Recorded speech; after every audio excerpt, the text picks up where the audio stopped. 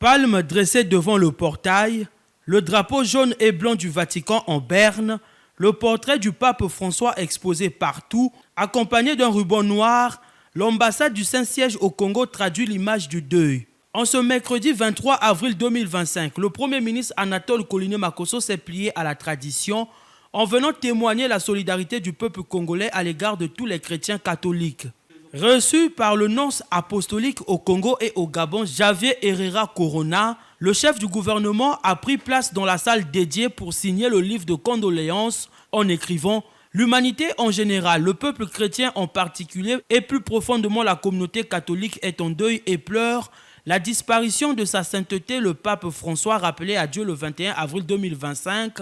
un lundi de Pâques, signe d'une parfaite communion avec son Père qui est dans les cieux. Au nom du gouvernement et en mon nom propre, je tiens à exprimer ma profonde compassion à son Excellence le nonce apostolique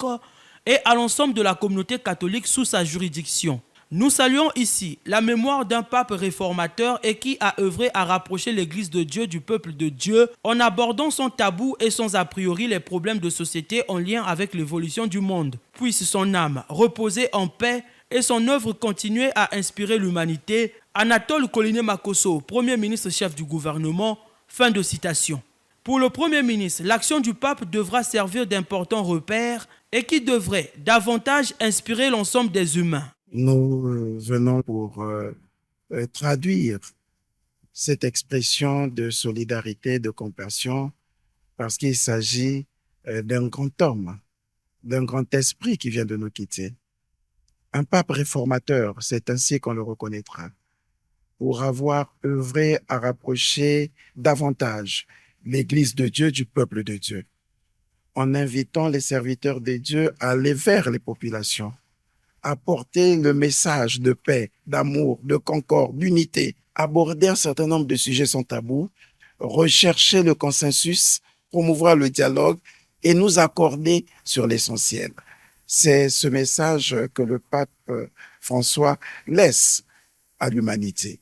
Nous travaillerons pour que, ici au Congo, qui avons un accord cadre